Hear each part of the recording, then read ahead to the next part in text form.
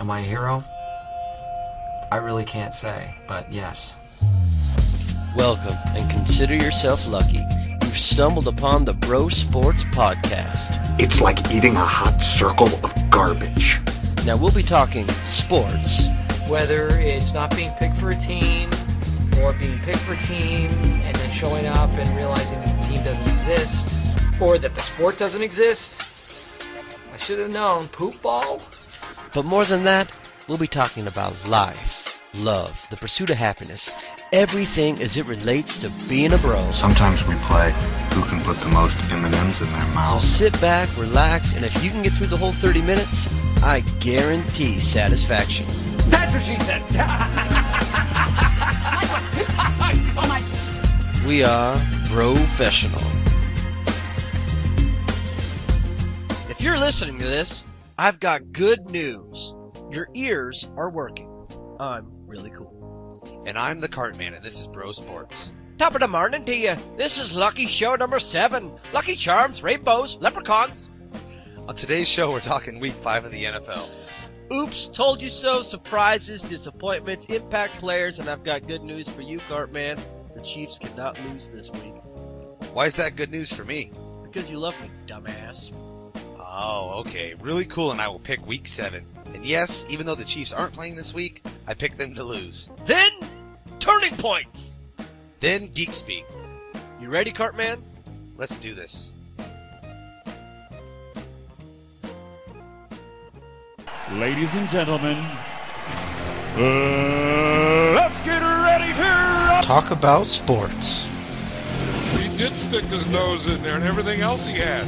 And it's tight, and it's right up there. You see he's going to bring it right in, darn near to his chin at the end. You just got the feeling that he smelled the 8-hole and then got it in the end zone. It's not that hard to get a tight end open. And that guy sits inside you, just cut it off and run right across his face. Now for the section of our show that's dedicated just to sports. How am I supposed to get my mouth around that? That's what she said.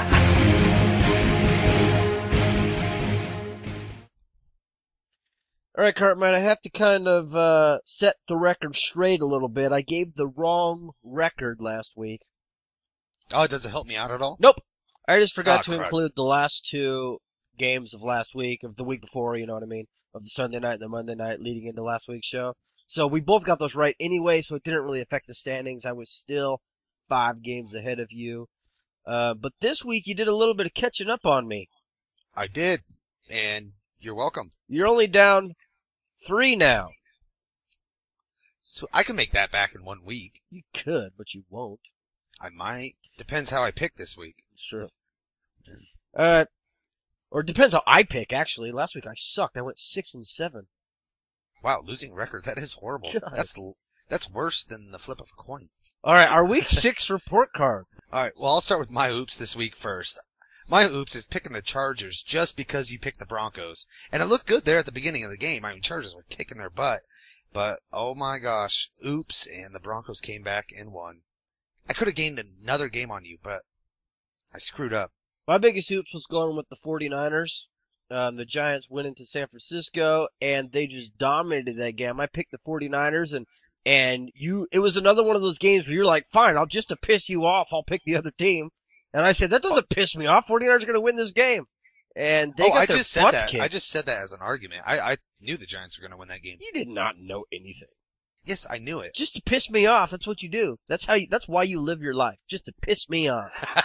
Well, that's at least 80%. Yeah. Alright, I told you so. My I told you so is going to sound really stupid now. Because the Seahawks just played last week. I mean, yesterday. And, my I told you so was going to be how Russell Wilson is the right quarterback for the team, how he had 3 really big plays. I think he had 3 passing plays over 50 yards against the Patriots. Yeah, did you know Russell Wilson has more passes over 20-yard, or more 20-yard completions than any quarterback in the league? I didn't know that. Isn't that crazy? That is crazy. Why is it stupid? Because he's a rookie, and he plays for the Seahawks. I just think he's kind of stupid. But you know what I like about it? I like it because they're giving him a chance. They're opening up the playbook for him, and they're just like I've said on the shows I know before, but just like if you can't badmouth Russell Wilson if you don't give him a shot. And it seems like they're giving him a shot at least. Yeah, and he played great against the Patriots. He did. I mean, I was so surprised. I missed the last 5 minutes of that game. And I came back, I was like, holy crud, the Seahawks won that? They came back. Then I saw the highlights, I was like, wow, Russell Wilson played great. And people over here were pretty excited about that too. It was kind of fun. Oh, I'm sure. But and I was excited too. I don't know. I kind of like to see Seattle win now that I live in Seattle. Yeah. But, of course. and then I keep saying last week like it was forever ago. Yesterday, which was the first game of week 7, because we're recording on a Friday again this week, Russell Wilson, I don't know, he definitely didn't play good. But I don't think the loss was on his shoulders either. I mean, he had some great passes that were completely dropped. I think the Seahawks dropped 4 passes, and they were in it at the end. I mean, if one of those passes were caught, who knows? It could have completely changed the game. Oh yeah, 1 3 and out can change the whole game Absolutely. right there. Field position. Well, my told you so is I picked the Browns to win against the Bengals at home and have Brandon Weeden get his first win of his career, and they did that. I don't think Bengals are all that great of a team. I do like the AJ Green, the quarterback combo they got going there, but I don't think they're a good enough team to win in Cleveland when they're needing a win so bad, and Weeden's been playing pretty well, and Trent Richardson's been running the ball well. I thought they were going to win at home, and they did. Hey, will you do me a favor? What? Will you say the name of the Browns quarterback again? Weeden. It's just a funny ass name, man. Oh. I was like, I was thinking you were saying I pronounced it. No, you did it. It's just a weird name. It's funny when you say it. Brandon Weeden. Shut up. Weeden. All right, well, who do you got for disappointment? Brandon Weeden's mom. It wasn't her fault. His last name is Weeden. Yeah. All right. My surprise.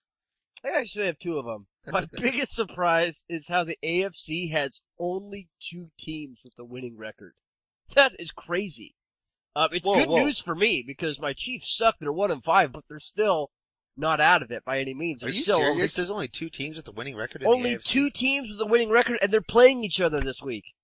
Baltimore and Houston are the only 2 teams in the AFC with a winning record. Everyone else is 3-3 or worse. Oh my gosh, that is insane. Yeah. Maybe that shows how much more dominant the NFC is than the AFC. And I said that on our very first show, and you made fun of me, and you said, and I even said that last week, and you were like, well, you can't really tell right now because it's only midway through the season. So I win. That's my I told you so, too. I told you it was a surprise. That makes no sense. It can't be my surprise and my I told you so, but it is. Ah, crud. Well, I guess my biggest surprise right now, actually my biggest surprise isn't just from this last weekend in football. It is looking at the stat sheets and seeing who is number 3 in the passer rating stat for this year. I know a lot of people don't talk about the passer rating as being a stat you can really, tell how a quarterback's doing. But do you know who's number 3 in the passer rating? Yeah. In the whole NFL? Yeah. It is RG3, a rookie for the Washington Redskins. Just kidding. I didn't know that. Yeah, I know you didn't. You're an ass. But RG3, number 3 in passer rating with over 100.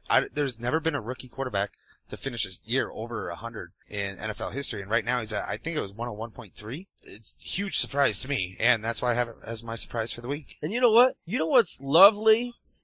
Did I just say lovely talking about football? You did say lovely. Football is lovely, though. It's okay. Okay, good. Actually, you know how to make something sound manly? How's that? You know what's fucking lovely? About the NFL is that every single week you can see history being made. Like, my other surprise of the week is how the Denver Broncos are the first team in NFL history to be down 24 points in a game and win by double digits. That's freaking awesome. That is awesome. That's cool. But, if you look out for those, I know we've talked about those weird stats, and if you look out for those weird stats, you can find weird stats anywhere you want, But that's what's great. That's what's great about football. That's why football is better than baseball. You remember, baseball used to be a sport all about statistics, and the statistics is what kind of made the game. But I don't know. It seems tainted by a lot of different things. I think it's tainted by the steroid controversies. I think it's tainted by the fact that there's 300 games in a season, and so it's hard to get into it. It's tainted by these, but football statistics, and maybe this is because of fantasy football, which is all about statistics, obviously. It's just becoming a statistical game that makes it interesting. Yeah, that's true. I can see where you're going with baseball. I think baseball is still a, statistic-driven league. Well, my disappointment of the week is Romeo Crennel of the Kansas City Chiefs. And I know, dude, that's so racist. It's not about race at all. It's about this play call. That's a hate crime! You know what? No. The reason it is because Romeo Crennel is the head coach of this Chiefs team. Who is the best player on offense? Jamal Charles. He ran the ball 12 times. Yes, because they got behind early. Yeah, but normal. it didn't score that many points, though. Do you know how many times the backup quarterback Brady Quinn threw the ball? Over 50 times. I know. And, over 50 and he times. only and he barely had over 200 yards passing. I know. It was absolutely horrible. Like, you look at the stat line, and it's like, I don't care if you're down. When you have Brady Quinn, who hasn't started a game in so long, and you have him in there, why would you have him throw the ball 50 times? Run the ball with Jamal Charles. He's a playmaker, so he can make a play, and you gotta trust your playmakers to make plays. But 12 times, that's pretty ridiculous. My disappointment's Romeo Crennel and that Chiefs offense. It was horrible. Not because they fell behind, but because of the way they played. They didn't play Chiefs-style football. They played, we have to catch up right now. But they did that for 3 quarters, throwing the ball so many times. I mean, if fourth quarter, last 5 minutes, then you need to start throwing that ball down the field every single play. But throughout the second quarter and third quarter, you need to run the ball with your best player. Dude, I agree with you. I don't know if Romeo Crennel's going to be the coach of this team next year. He's got to win some games, and when he loses some games, he's got to look pissed off about it. He's got to show some emotion. He gets up there after a big loss and is like, well, at least, there's some good things that happen in the game. It's like, shut up, dude. Your team sucks. Yeah, that's one thing that, the Jets coach, Rex Ryan, does well. Absolutely. Is pissed off after a loss. Yeah. And Romeo Crennel's just like, well, we'll do better next week. Right. And it's getting old. I think the Chiefs need to get a guy in there that's just going to start kicking some ass. Like, lately they've had all these, player coaches. They had Herm Edwards, and they had Dick Vermeil, and now they have Romeo Crennel. And they had Todd Haley in there. I wouldn't really call him a player's coach. He was just a bad coach. They need to get someone in there that's just going to, like a Tom Coughlin-like guy. You know who I would love to see? Let me answer that. Bill Cowher? Yes. And I really doubt, he's ever going to coach again. I think Bill Cowher will coach because he said in the past that he wants to coach again, but he wanted to take years off. And who else is out there who's on your Monday Night Football broadcasts? Chucky. Yeah, Chucky.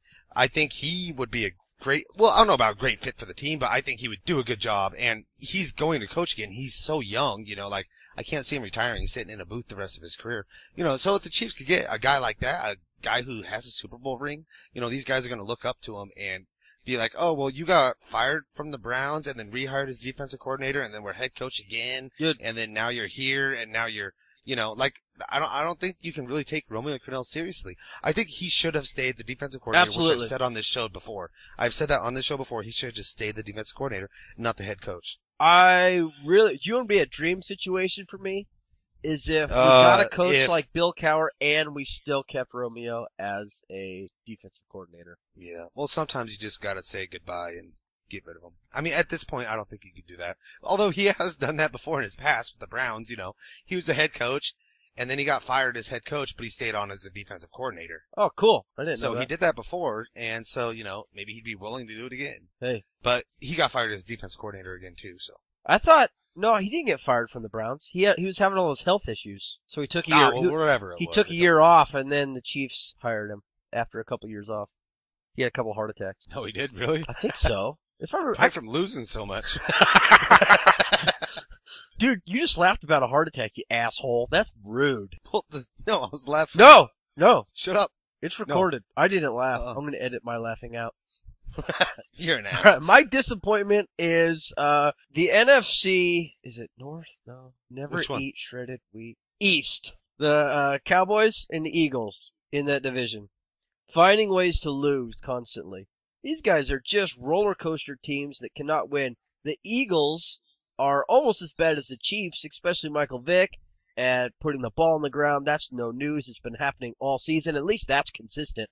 The Cowboys just find ways to lose. They will, like the Chiefs, gotta keep comparing all the crappy things that happen to my favorite team. Yeah, that's gotta be bad. They just, even if they outplay a team, like I believe Dallas outplayed Baltimore and they put themselves in position to win, and they just can't finish. Yeah, that was bad. They even got the onside kick and made that game very interesting. Right. And they missed the field goal at the end. That was a great game. And then But, just their clock management at the end was horrible. They completely waste 20 seconds. It's like, Yeah, come on. Tony Romo should have gotten, and Tony Romo was standing there with a smile on his face as all this time was wasted. They could have gotten at least one more play in. Maybe even two, Like call high, throw a quick pass, it goes incomplete, you can throw another, you could go one more time. And they still had a timeout, and then they had to waste that timeout, kick that 51-yard field goal. There's a big difference between a 51-yard field goal and a 41-yard field goal. Right. And it was Tony Romo. He was not rushing his players to the line. Like a franchise quarterback, an MVP type quarterback will make their players get down on the line and not stand there, smile, look at the crowd. it was like he thought the clock was stopped. It was almost. It was. I looked and I thought the exact same thing. It was totally freaking stupid. It was weird. It was like, maybe he had a concussion. Yeah, we'll blame it on that. Yeah, sure. Something was wrong with his head. Speaking of the game, what do you think about Ray Lewis and Ladarius Webb out for the year? I think that you jinxed him. I was going to mention Me? this later when we predict the Ravens Texans game, but yeah, because last week in Turning Points, I asked you who your favorite player was outside of Green Bay, and you said Ray Lewis. And then what happens 2 days later? Out for the season. Crap. Your fault. Now I feel bad. Yeah, But did you know that he got put on the IR able to return list, whatever that new NFL rule is? So in 6 weeks he can actually come back. Oh, okay. We'll see if he does. Which would be cool. I think he will. I don't think that he will have the opportunity to come back and not, especially being 37 years old and being towards the end of his career. If the Ravens make it to the playoffs, he will be playing in the playoffs if he has the opportunity. It doesn't matter torn tricep or not. He will be in that game, and he is going to do everything he can to win another Super Bowl. And I think an arm injury for a linebacker is a little bit better than a leg injury. Oh, definitely. Yeah, I think he can bounce back. It would be really sad to see him retire, after this year, not have returned. Yeah, that would be bad. Oh, I think he's still, even next year at 38 years old, I think he's still... Think he plays another year? Oh, definitely. I think it'll be like Brett Favre. I remember saying Brett Favre will have a 4 at the beginning of his age before he retires, and he did. And I say the same thing about Ray Lewis. If I was advising Ray Lewis, I would just say, you know what, just come back this year and then just stop. No, absolutely not. Absolutely not. I don't... No way. Ray Lewis is one of the best players in this league, and he always has been and always will be. But, he's a first ballot Hall of Fame. I mean, if his career can tag on, who cares if he has a bad year, I know, but Let him play the game he loves. He's been playing so hard for so long that he's just going to be this old, broken man when he stops playing. He will be, whether he stops this year or next year. 1 year is not going to really make that big of a difference. I mean, look at Junior Seau. Junior Seau retired when he was about 35. Yeah, look at Junior Seau, though.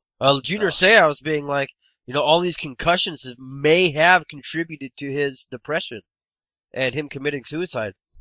Yeah, I guess he is kind of a bad example, but I was gonna stick to it on the football field. Yeah. But impact players. My offensive impact player is Sean Green of the New York Jets with 161 rushing yards and 3 touchdowns to make me look stupid for picking against them. Now, hold on, though. Do you know how this guy spells his first name? Yeah, no, because it doesn't make any sense. S-H-O-N-N. What a stupid name. Is there an E at the end? I blame Brandon Whedon's mom for that. That's a good impact player, and he needed an impact game. I mean, listening to Mike and Mike in the morning, not that Mike, the other Mike. Oh, yeah, I know. He's always saying how the Jets have no running game or anything, but this week he actually stepped out and had an amazing game, and which really sucks because I was playing against him in one of my fantasy Oh, no leagues. kidding? Someone actually started him? Yeah, that's exactly what I thought, too. Weird. My offensive impact player is James Jones of the Green Bay Packers. This last week, the Packers went into Houston and totally dismantled them. I know Jordy Nelson had 3 touchdowns this last week. I was wondering when we'd get to this. Yeah, well, we're there. We're there. Wake up, everyone. Listen. Listen to what you're listening to. Duh. Dude, Gosh, I'm an idiot sometimes. Dude, that should be on a bumper sticker. Listen to what you're listening to. Duh. Cartman. Don't forget the duh at the end. Duh. But, anyways, James Jones had 2 touchdowns this last week against the Texans. I know Nelson had 3, but James Jones has really stepped in as a Packers wide receiver since Greg Jennings has been hurt, pretty much the whole year. He has 7 touchdown receptions. He has already surpassed the most touchdowns he's ever had in a season, which was 6, which was last year. And you know what else is crazy about that? What's that? He was still in the free agency pool before last week, and I picked him up before last week's game, and I'm pretty sure that's a league that I'm in with you. Really? Oh, yes, it is. And you know what's weird is I never actually went to look and see if he was in free agency in that league because I have him in my other league, in our money league, and I have started him every single week this year, and he just keeps performing. But I never would have thought that he was still in free agency, so I never went and looked for him. Yep, I saw him there and went, holy crap! And now he's starting on my team. Good pickup. Yeah, but I can't believe how he's the leading receiver on the Packers, this year. He's just, he's always gotten the big plays, like the 30-yard bombs for touchdowns or... Don't you have his autograph? I do. I used to. I had an autograph of him on a hat that I no longer own because it got lost. Oops. That yellow hat? Yeah. Yeah, the yellow Packer hat. It had James Jones, Mason Crosby, and Ruvel Martin, he's not even in the league no more, but... I've got a hat with Tom Mahali, Brandon Flowers, and Eric Berry. That's a nice hat. And then I got another one with Jamal Charles. I also met Matt Castle, but I went back to Katie to get my calendar. I was going to have him sign my calendar, and then when I got back in line, he had already moved on. I was like, dang it! Oh, that sucks. But I talked to him for a second. What'd you say? I went, Matt Castle! He went, crazy dude with a big nose! He didn't even say anything. It was epic. And then I yelled at Rich Gannon, too, because he was there at the game. I went, Rich! Oh, he looked up at me and waved, and then went. Well, that's pretty cool. But who do you got as we need to move on. Who do you got as your defensive impact player? Defensive impact player is a man by the name of Chris. Chris Harris. Oh, I like him. 2 interceptions and 1 pick six. He's a Denver Bronco, and it really sealed the deal in their great, amazing, actually, NFL record-setting comeback against the San Diego Chargers. And I said last week the San Diego Chargers are not a good team. And maybe that should have been my I told you so. They are not a good team right now. They never are. I don't know why people keep picking them for the Super Bowl year after year. Nope. They will not win this division. I think the Kansas City Chiefs have a better chance of winning the division than the Chargers do. Since when have you been a comedian? Knock, knock. Oh, well, anyways, my defensive impact player of the week is John Abraham of the Atlanta Falcons, who's been doing it year after year. He's one of the best player. Usually he's not one of those statistic guys. He's just one of those solid guys you can always count on. But this last week, the Falcons had a very close game against Oakland at home, which surprised probably everybody in this country that watches football. But John Abraham, I don't think the Falcons could have won without him getting 3 sacks, and he also had a fumble force. Falcons needed that extra boost from that veteran player on their defense. Sounds good. The first matchup we got here on the Sunday morning lineup is Tennessee at Buffalo. Now, the Bills are tied with first in the division, along with, you know who else? New England Patriots. And? New York Jets. And? Miami Dolphins. That's right. The entire division is tied for first and last in the division. They're all 3-3 right now. Can you believe the Patriots are last in that division right now? Who would have guessed? I know. I can't believe that the Patriots are first in the division either. I told you they'd be first in the division. The Titans beat the Steelers last week. And I think if Matt Hasselbeck can develop a deep threat, he can open up the run game for Chris Johnson. And the Bills have the 31st defense in the league right now. If you have Chris Johnson on your fantasy team, this is the week to start him. I think Tennessee wins. Not by a lot, but they do enough to win. I think you're looking at this the wrong direction. But to help you out with your point a little bit, Kenny Britt is getting healthier and healthier every week. And I'm starting in both my fantasy leagues this week, mostly because of bye weeks. But I'm going to take Buffalo in this win, or in this game, because Buffalo's going to be at home, and they see that they have a shot at this division. And their defense isn't playing well. What do you mean they have a shot at the division? They're last. They're first. They're also last. Ah, shut it. We're going to keep saying that every damn game in this division this week. That's true. But I think Buffalo's going to take this game at home. I think Tennessee way outplayed. I mean, maybe I think that last game showed a lot more about what Pittsburgh Steelers has become rather than what the Tennessee Titans are becoming, if that makes any sense. But yeah, I think Buffalo's going to take this game at home. All right, the next game, Dallas at Carolina. Two teams that I believe are really disappointing. They're really underperforming their expectations. Dallas ran all over Baltimore, and now they're going up against a 23rd ranked defense. But the Cowboys secondary is so banged up that Newton might just be able to get a little something going in the air and the ground if he can make it to the second level. So I'm really having a hard time picking this one. Yeah, I can see this as an upset special and Carolina winning. I think I'm going to take Carolina in this. I mean, they're 1-4, and the talent Cam Newton. I'll take Carolina. All right, what about you? I'll take Dallas. What the heck? You just did it because I thought you were going to pick Carolina, and that's why I picked them. Suck it. I'm trying to do opposite of what I did last week and pick against you. Yeah. Oh, well. All right, Baltimore at Houston. Now, this is the matchup where these are the only two teams in the AFC with a winning record. They are both ahead of the rest of the division by 2 games. That's crazy. I think the Ravens will allow a third 100-yard rusher in a row, especially with the defense all banged up. No more Ray Lewis at least for a while. I'm thinking Houston wins this game at home, and Arian Foster has a really good game. You're really going to take Houston in this game? Absolutely. Oh, gosh. I'd like to say so am I, but I just don't know. I mean, it's such a hard game to pick because Baltimore, they're going to want to come back, and they're going to want to be the best team in the AFC. And because the winner of this game is going to be the number 1 seed in the AFC as of right now. Correct. And so both teams are going to play hard. And who's got the history of playing hard out of these two teams, being a hard team to beat, That's what no she matter said. at home or on the road?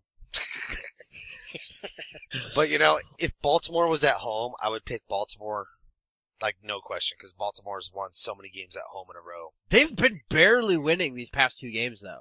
It don't matter. They've just won 2 games all that where they were matters is the win. outplayed. It doesn't Chiefs matter. They outplayed won. them. They won.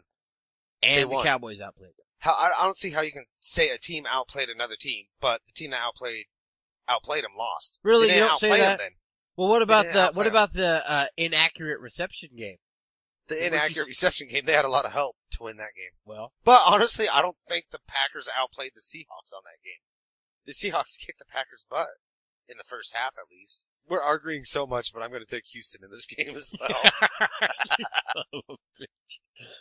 All right, Cleveland at Indianapolis. I have no notes on this game, so I'm just gonna go blah blah blah blah blah. Colts. Oh, you write notes on your games? Yeah, I've never written a note down. I just kind of... I know. That's why you're losing in the picks. I don't really. Usually, what's funny Exactly. is I don't make my pick, but I write down notes for the game. But I don't make my pick until the show. Well, that's stupid. I just play off of what you say. I say Colts. I said Colts. Oh, crap. I didn't hear you say that. You're not gonna go with the Browns and Brandon Weeden? Weeden? No, not... Weeden. No. Shut up. You're not going to make me take them. All right, the next game is pretty interesting. You have 2 teams here that have got off to a very surprising 4-2 start. The Arizona Cardinals going into Minnesota. The Cardinals, however, are on a downward spiral. And that downward spiral is called reality. They went 4-0, and now they're 4-2. They're going into Minnesota, and the Vikings, I think, are a better team than them. Minnesota wins this game. I think I'm going to have to disagree. I'm going to go Cardinals. Only because they went 4-0, and then they've gone 0-2 in the last 2 games. And they're going to have to bounce back. I mean, I'm not saying that they should be like a 12-win team. Have you ever thrown a Cardinal against a wall? It does not bounce. I don't get it. Because you said the Cardinals are going to bounce back? Oh, shut up. All right, It I'm goes, done talking about it. Cardinals win. Cardinals win. Let's move on. Washington at New York Giants. It's your turn to pick a game first. Biatch. Giants. Me too. But I think it'll be a good game. Washington. No, I don't think so. I think the Giants are going to kick their butt. You think they'll explode on them? Yeah. All over their face? That's what she said. Washington is the number 2 running game.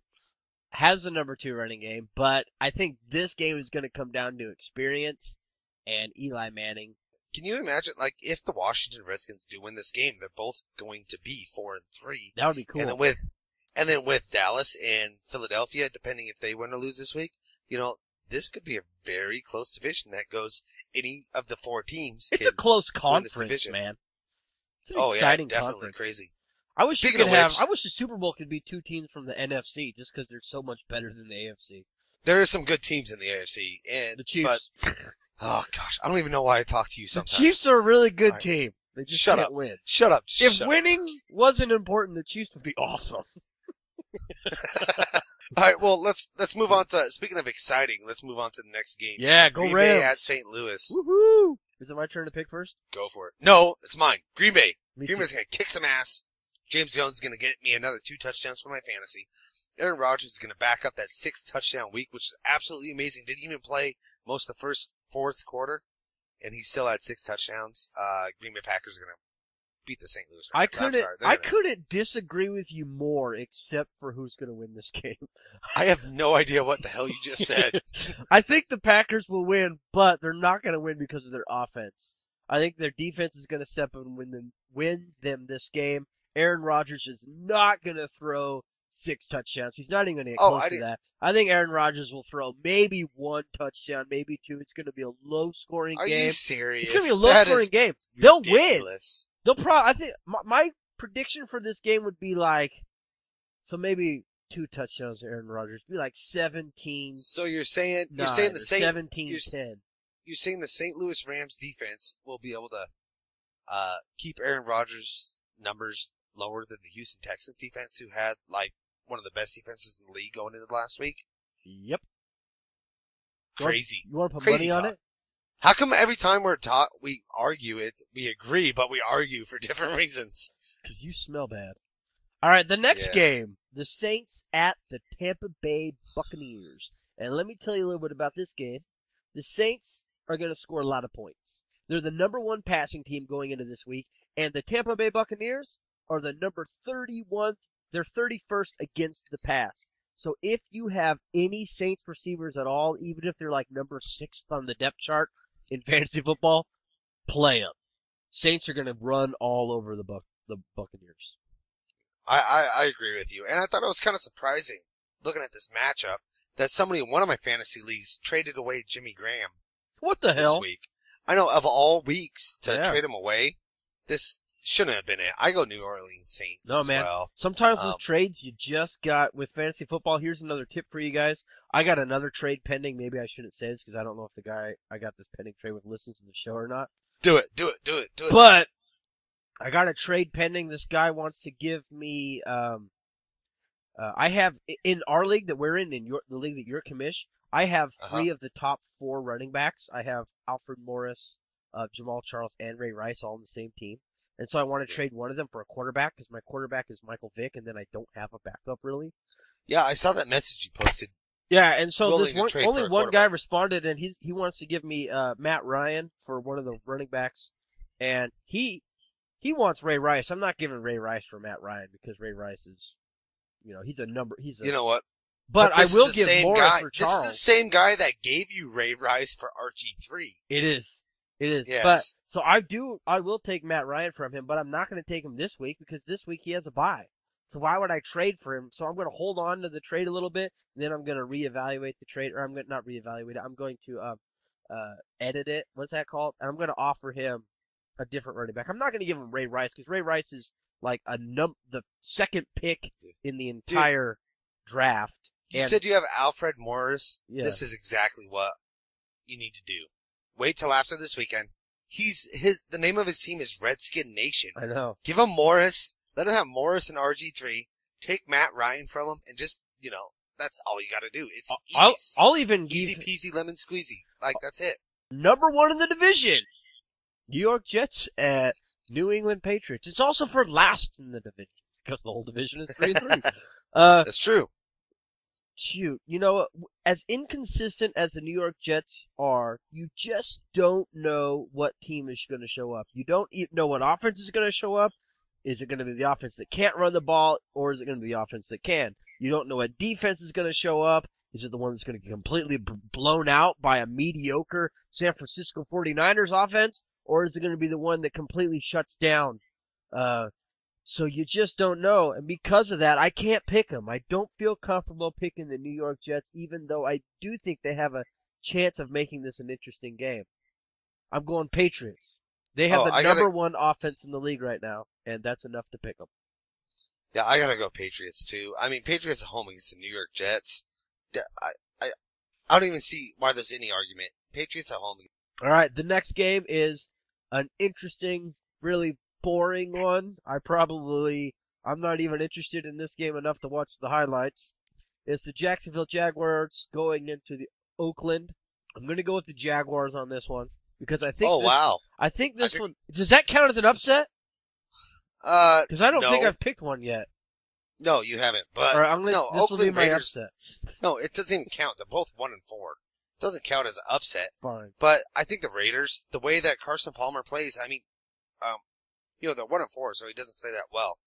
But he puts up stats every week, puts up the yards, and the Raiders are going to kick the crap out of the Jacksonville Jaguars. I think the Jaguars are the worst team in the NFL behind the Chiefs. Yeah. But you know what? This one's going to come down to which team runs the ball the best. And Jones-Drew right now is averaging almost 5 yards a carry, with McFadden just barely over 3. So I think Jacksonville, if they play their cards right, they'll be able to run the ball. They'll be able to play the game of field position. All right. Well, what do you think about Pittsburgh Steelers at the Cincinnati Bengals? Well, what would be the underdog in this game? I don't think there is one. There has to be one. No, I mean, well, Pittsburgh's the better team by far, I believe. But they're playing in Cincinnati. I don't know. I don't even know who would be the favorite in this game. I honestly don't. Well, I'll tell you why I'm going to pick Pittsburgh. Okay. Pittsburgh, they have yet to win a road game. But this is their first divisional game. And the Steelers know how to win in that division. And so I think they're feeling the heat a little bit. They're a little fired up because even though they are 2-3 and they're looking up at the Baltimore Ravens that are 5-1, this is their first divisional game, and so they're going to see this as a very, very important one. And I think the Bengals will keep it interesting, but the Steelers will win. You know what? I'm going to totally agree with you on every point you said. I really agree with you. Woohoo! I think the Steelers will win. I know that never happens. Everybody, mark this time down in history, but we agree. The last game, the Monday night game, this will be a good one, and it's in your favorite division here, Cartman. I've been picking all the games first. Would you pick one first, huh? Yeah, Chicago. Chicago at home. The way the defense plays, the way that Calvin Johnson and Matthew Stafford have disappointed this year so far. They have won 2 games, but they played 5. I don't know. I can't find a lot of good things about the Detroit Lions this year. They're just not. They're not winning games. Yeah, they're not building off of what they were doing last year. They're not scoring touchdowns. Yeah. And they're not getting yards. Well, that's the rest. They're not kicking field goals. Shut up. They're not selling hot dogs. I'm going to kick your ass. They're not kicking my ass.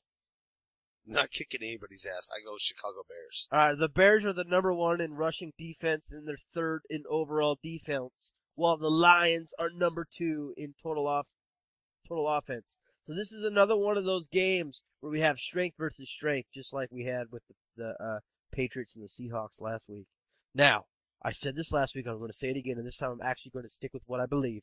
When you have a strength versus strength game, as we saw in Seattle last week, you go with the defense playing at home. I pick Chicago. All right, so it's time for turning points. And you are on the hot seat this week. Really cool. Are you ready for this? That was burning already. Burning my butt. All right. So you ready to go? No! All right. Well, anyways, first question. Here we go. Would you rather fly when you fart or pee every time you laugh? Dude, I would rather fly when I fart. That'd be awesome. I'd go to Taco Bell, get a bunch of bean burritos, and then fly all over town.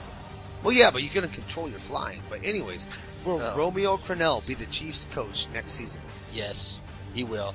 I don't think that they fire him after one bad season. And you know what? Even though I was talking smack about Romeo Crennel a little bit, there needs to be more consistency at the coach. You're not going to win if you keep firing your coach either. So, yeah, give Romeo one more year. I think that'll happen. They like him too much in Kansas City. Well, coming off that, this next question has a lot to do with the same thing. Would you rather French kiss a dog or have a baby spit up into your open mouth? They say that dogs' mouths are supposed to be pretty clean, aren't they? I will go with the... that's kind of bestiality, though. I'm going to go get spit up. vomiting in my mouth. Oh, right. Well, who's the MVP of the NFL so far this year? Me. No. That's a The bad real choice. MVP is, gosh, that's hard to pick. I mean, there isn't really a clear, nobody's really running away with it or anything. What about Matt Ryan of the 6-0 Atlanta Falcons? Matt Ryan, the 3-interception quarterback last week. But they won. Would you Yeah, rather not 'cause fly when you... Oh, shit, I got the same one twice.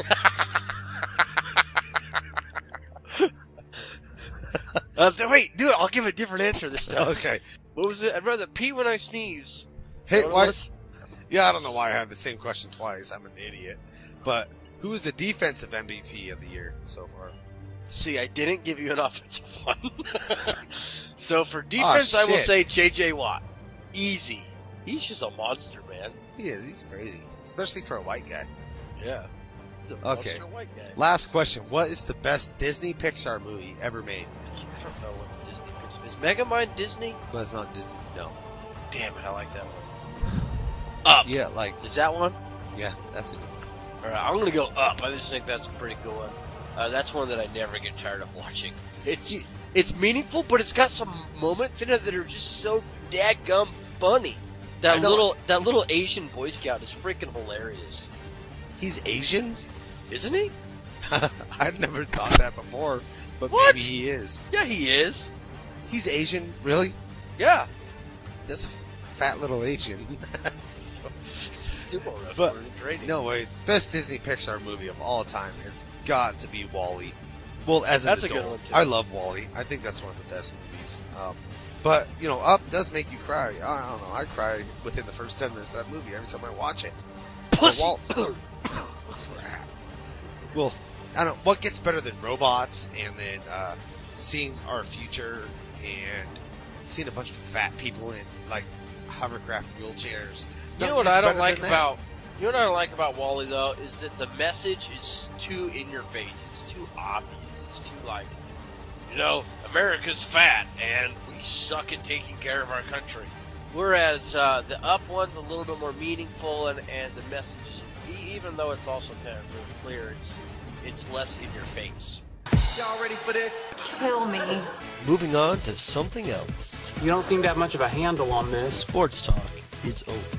God, you think that every thought that comes out of your head is pure gold. Well, let me tell you something. Some of those thoughts are pure caca. If you were a chick, who's the one guy you would sleep with? John Stamos. What? Did we just become best friends? Yep. It is time for Geek Speak. See, if you had killed me when I said kill me, I wouldn't have had to hear that. Our first Geek Speak headline will be a movie review. Let me tell you about this movie I saw, Cartman. What's that? So I think anytime we go and see a movie, because we just don't see them very often, we might as well do a quick movie review. So we're not just going to do movie reviews for movies we like or movies that we really want to see, but pretty much it's all movies we see because we just don't see them very often. Yeah, so, that's true. This is kind of funny. I actually meant to go see Here Comes the Boom. Oh, yeah, that movie looks pretty funny. I was going to go love see Kevin that James. one, and I was going to give a review on that one because I know a lot of our listeners would be interested in that movie, but I accidentally went to the wrong theater, and they weren't playing Here Comes the Boom. So I was like, crap, what the hell movie am I going to see then? So I ended up seeing Argo, which, do you know what this is about? I really don't. That's that one with it's a true story with Ben Affleck, right? Yeah, and Ben Affleck is, how do you say his name? Affleck? Affleck. Ben Affleck is also the director of this movie. Oh, really? Yeah, and I think he did a pretty good job directing it. The movie overall was captivating and kept my attention the entire time, and I think the main reason is because I knew it was a true story, and it was very interesting. Hey, anybody that has ever traveled outside of the country or maybe even flown on a plane, we're always worried about getting through security. Even if we know we're going to get through security fine, it's always like the worst case scenario of what could happen. Well, speaking of airport security, I mean, last time when I flew to Vegas, I wasn't worried about getting stopped by security. I had nothing on me or, anything stupid. But I ended up getting picked for a random bag search. And you know what was in my bag? No. My carry-on. You know what was in my carry-on bag? What? Was about 12 pairs of women's shoes. Of my wife's. And, cause, our suitcase was full, so we decided, just throw all your shoes in the carry-on and we'll carry it on. Well, The hell do you need so many shoes for? Yeah, I don't know, but Did she wear all those shoes? Not all of them, but a lot of them. Okay. But we had, we had the extra space in our carry-on bag, so, we got checked, and the guy opens my carry-on bag. It's full of women's shoes. I don't know if he took it as, this dude's freaking weird, or, like, this guy, oh yeah, he's a nice husband. I don't know how he took it. But anyways, that was my weird-ass story. I bet the people that work at the airport have some really funny stories. Oh, yeah, definitely. But the reason why I brought up that airport security thing, because this is a story that takes place. You have some United States fugitives that are in Iran, and they need to get out of Iran back to the United States because there's some serious conflict going on. And if any Americans are found in Iran, they will be executed. And so they're pretending to be Canadian throughout the whole movie, and it's just amazing how intense it is as they're trying to get back into the United States. And what's good about this movie is not necessarily the intense dramatic parts, but the funny moments that happen throughout. I mean, here you have a movie about some really serious, intense subject, but Ben Affleck or whoever does the writing does such a good job about instilling humor within the movie that I was captivated throughout the entire movie. And I give it a solid B rating. And the only reason why I don't give it an A is because I want to reserve my A. To me, an A would mean you got to go see it at the theater right now. But a B would mean, to me, a B is, you know what? It's a great movie, and when it comes out on Netflix, you got to check it out. But it's not necessarily one where I'm going to tell people, go spend $20 to go see this movie with somebody, But it's a very good movie. Yeah, I'm excited to see that movie. I know you would like it. It's totally a movie that you would like. Yeah. Is it a lot like WALL-E? Sort of. Less robots. But more fat people. John Goodman's in it, and he's fucking huge. Oh, I love John Goodman. Me too. I love John, and he's really good in the movie too. All right, so you wanted to talk about some video game, and we decided to throw this segment together, and we're doing it completely on the fly. Our last Geek Speak headline of the evening is video games that we want to get for Christmas. So I hope our wives are listening. I'll be looking for these things in my stocking. Has your wife ever bought you a video game? No. Well, she actually did offer.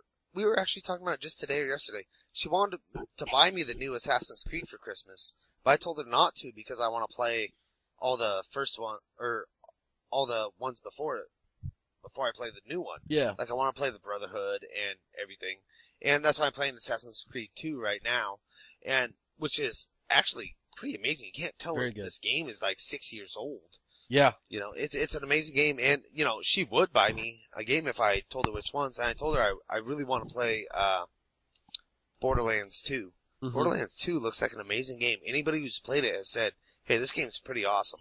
How does it stack up to the first one that you've heard? Oh, it's got everything the first one has plus more. The way, in the second one, I've heard that the environment is a lot more interactive type thing, like graphically wise and sound wise. Like when you walk through this, like there's some levels with snow in it in the second one I hear. And like you leave your footprints, but the sound, like you actually feel like you're in, walking through this snow blizzard. Is the graphics kind of like still cartoony? Yeah, graphics, the exact same graphics I've heard. Because at first I thought that was so stupid. And it looked ridiculous. You know how everything has like the really thick black border on it? But then once I got used to it, I thought, wow, this is so cool. It's kind of like I'm in a moving comic book, Yeah. And I really liked it once I got used to it. But it took me a couple times playing it before I got used to it. You know what? There's a guy at my work that I haven't known for very long, but I told him he needs to check out this game, Borderlands 2, because it just came out. He's a big gamer. He's like, yeah, but the graphics are so stupid, Like, I can't play games with dumb graphics. I was like, dude, check it out. It's pretty good. And I talked him into going and buying this game. And he said, dude, the graphics are awesome. You get used to it. But I do know what he means by it just being off-putting at first. Like, what? This looks so weird. Yeah, I thought the same thing. I think everybody thinks the same thing. But once you get into it, they don't look bad at all. They kind of give this game a dimension that other games don't really have, or a viewpoint that other games don't have. And it's pretty awesome. Because it's not like they're trying to make Borderlands look totally 100% realistic. Now, you were talking about Assassin's Creed. Yes. And I am in a very similar position as you, except for I'm one game ahead of you. And I am almost done with Assassin's Creed Brotherhood. Well, one thing I really like about the whole game series in general is like, you always, like the game takes place in today's time type thing. And then, but you go flashback and you live somebody else's life. Well, through these flashbacks, you play a character, a little bit further into the future. You know what I mean? And like the newest game, Assassin's Creed 3, I think is pretty awesome because it takes place in the 1800s in Boston. Yeah. And it's the first game to actually take place in the United States, which is, and your enemy's gonna have guns rather than just swords and knives. And so it's going to be a lot different. The enemies in Brotherhood have guns. Oh, do they? Yeah, and you have a gun too. Oh, really? Yeah, it's connected to your assassin blade. Oh, the one where you cut off your ring finger for? Yeah, you get the gun actually in number 2. How far into it are you? Oh, not very far at all. Oh yeah, you'll get a gun in that game. Oh, I'm pretty excited. Yeah, I'm gonna go home and play. But I just can't wait. And the thing that really actually turns me on to the new Assassin's Creed game is, like, the way that, like, in the trailers and stuff, you see the forest. Like, you're not, like, in this busy-ass city, like, there's this huge forest, and you're, like, hopping from tree to tree rather than from building to building. See, that's actually the only thing I'm worried about the game. I wonder if the gameplay will be as interesting and as exciting if, in a forest rather than in a city. I like the city part of the game. Well, they have the city part as well, though. But it's not going to be like as, big of a city because it's, it takes place in a building country, so I don't know. I'm just interested to see what, I'm just completely interested. I like the idea of it because I will know the landmarks better. Like, how there's all like the Roman landmarks in the Assassin's Creed Brotherhood and all the Italian landmarks in the Assassin's Creed number 2. Because I love the Assassin's Creed game because it seems like I know it's fiction, but it could be true. There's so much history that they've infused into the game that it's just so interesting. Like, I don't know how far you are in Assassin's Creed 2, but have you met Leonardo da Vinci yet? Oh, yeah. I met him. Yeah, it's pretty cool because because in real life he was like as much of an inventor as he was a painter, or as much as he was an artist, maybe even more. And, you take all your weapons and everything to Leonardo da Vinci to fix or upgrade and stuff like that. And I thought that was awesome because, that's something he probably didn't actually do, like help out this assassin. And you and I learned from that game about him? It's something that he could have. Do you and I learned from Leonardo da Vinci from that game is that he was a homosexual, probably. Oh, see, I haven't got to that part. Well, it's not like a part of the storyline, but you know how they all have those bios and stuff? Yeah. Like, I think it was barely mentioned or whatever. Like, the thing about Assassin's Creed is I'll be playing it and then I'll learn something. Then I'll go like, holy crap, and I'll pause it and then I'll go on my computer and then I'll do like a half an hour of researching and learning about, because I just get so interested in this stuff, the cool things that this video game franchise just brings into the modern popular culture. I think it's a great game for kids to play because, yeah, it's violent and stuff, but you're learning as you play. Yeah, and you actually can turn the blood off. Oh, can you? Well, that's in the stupid. game. Yeah, if you go into options, you can turn the blood off. That way doesn't look so violent. Oh. So if kids are playing the game. Oh, I guess that's kind of cool, but I don't know. I don't really mind video. Not cool for me. I like blood. I like red stuff. And I don't think there's anything wrong with video game violence. I think it's important for kids to learn the difference between fiction and reality. Oh, definitely. I believe so too. Especially in like racing games, sometimes in a racing game you want to go backwards and all you want to do is crash. Yeah. You'd rather your kids do that in a video game than in real life. Right. I'm with you on that. This might be even too geeky for geek speak, But have you ever played any of the Lego games? I have never played I played a demo of a Star Wars one a couple years ago. That's about it. What I like about the Lego games is that they're juvenile enough, or I don't know what it is about the Lego games, but my wife actually really likes them too. So I like the Lego games because it's something that my wife and I can play together, and my son, it's juvenile enough that he can get into it too and kind of watch us play, even though he's still a little bit too young to be able to figure out the controls and stuff. But it's kind of like a game that we can play as a family. So I really enjoy the Lego franchises. We really got into Lego Batman and the Lego Pirates of the Caribbean. We played the heck out of those two. And so I'm really excited for the Lego Batman 2. And I know that's been out for a while, but I'm super, super far behind, obviously, in my video game play. Any game. I know. You get a video game guy listening to this show, they'll be like, who the hell are these guys? I know, right? What I'd like to say to them is we have kids and lives. So it takes a long time to catch up. I remember at our family reunion, we were talking video games with one of our cousins, and he's a young guy. He's like 17 years old. And he was like, yeah, no, the game's not too long. It's only about 40 hours to beat it. We're like, 40 hours? 40 hours will take me like 3 months. Yeah, definitely. I mean, it's hard to find time to play. And yeah, my son really likes watching me play the Batman games. He really yeah, Eli liked the Batman Arkham Asylum. And they got a little bit too scary for him sometimes, but it was fine. I mean, nothing is, I always tell me, there's nothing wrong with scary. There's nothing wrong with violence, I don't think, in movies and video games. And it's just important that you're with your kids when this is going on and you're talking to them about it. Like, we'll watch some, like, my son was actually watching, you ever seen the new Conan the Barbarian movie? I haven't watched it all, no. It's a stupid-ass movie. It's so bad. But it's very, very violent and very, very gory. And, we got it on Netflix. And it was just me and him home when we were watching this movie. And I was just, when we watch something that's scary, we just talk about it the entire time. We talk about what we're seeing, and it's less scary for him.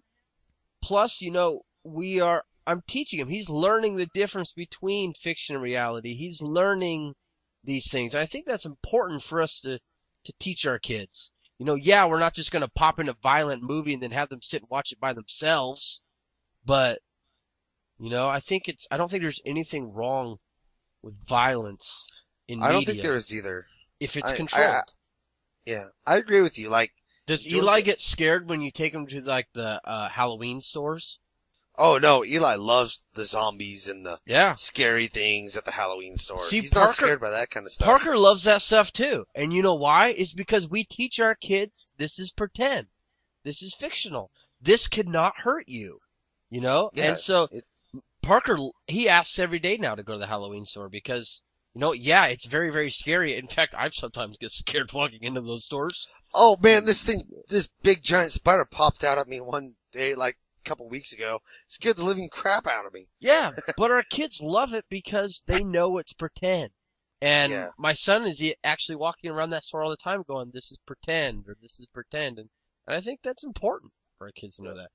If you expect them to be scared about something, and you expect them to be harmed by something, then they will be if you don't teach them better. All right. But we were talking about Legos. Lego games. And I'm also really excited. Father lesson of the week. Yeah. I'm also really excited about the Lego Lord of the Rings. That's just like geek heaven for me.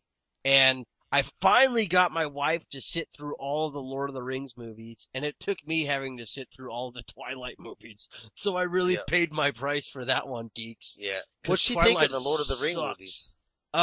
I think it's something that she enjoyed, but she doesn't have any interest in watching it again. Oh. You know what I mean? But she was like, yeah, that was better than I expected it to be. And that was it. Which is interesting because she's somebody that absolutely loves other geeky stuff. Like, she loves Pirates of the Caribbean, and she loves the Narnia movies. And, the Narnia and Lord of the Rings are very, very similar. I mean... Oh, yeah. It's like a kid version and an adult version of Geek. Right. So... I expected... I don't see how you can like one and not like the other. But one bad thing about, and maybe, is I have the only versions of the Lord of the Rings I have are the extended versions. And sometimes, I wish I had the regular theatrical versions, because sometimes those extended versions can get, the pacing is really bad on them. It's like, Jiminy Christmas, I don't need this scene. Let's just go on with the story. You know what I mean? Are you excited about the new Hobbit movie coming out? I am. I know. The trailer looks awesome. That's one that I will go see in the they want to theater do for 3 sure. movies out of it, though. Really? That's Yeah. just them wanting to make money. Are they going to do 3 movies? Yes. Really? It's going to be 3 movies. I'm really, less excited about it now. I thought it would have been cool maybe if they did 2, but if they're going to extend it to 3, 2 movies they can do, without changing the story or changing the script. You know what I mean? They can take a 3.5-hour movie, add an hour, no problem. Make 2 movies out of it. Here's the problem with this idea. If they're going to make 3 movies, that is just, extending the living fuck out of it. I know the pacing is going to be horrible. Like the extended version of Lord of the Rings. Just really bad pacing. Well, it was Peter Jackson, the I know. actual director, that wants to extend these out. Oh, and I don't think he's about it. He's in for the money. But remember his movie, his King Kong movie? And how horrible the pacing was in that movie? That movie seemed like the longest goddamn movie ever. Yeah, keep talking about pacing, and I guess that's a big touchy-feely thing for you. It is, dude. The exciting parts need to be drawn out, and the boring parts need to be gone through quickly. What Peter Jackson tends to do is draw out everything. So, the battle scenes and the stuff that's really exciting that are drawn out, and that part's awesome. But then he also draws out, the really boring scenes, and you're just like, jeez. Yeah, in King Kong when they're standing on that damn boat in front of the sunset. Jeez, please. I know. It's Kid, there's a sunset, these guys are going to kiss, just let them kiss and move on. Yeah, let's go on. Come on, damn it. So this will conclude episode number 7 of, what's our show called? BroSports. That's right. BroSports. You should be able to remember that. 7 episodes. Maybe by the 107 I'll have that part down. Yeah, it takes a lot of practice, and we can't do these endings very well, so... Do you have any advice for us, Cartman? I do, actually. If you're gonna go on a walk with your boys, and it's windy outside, make sure that you don't have your wife's keys in your pockets, and you have to turn around in the wind. And then do the whole walk again. It's just a pain in the butt. Now that's some good advice.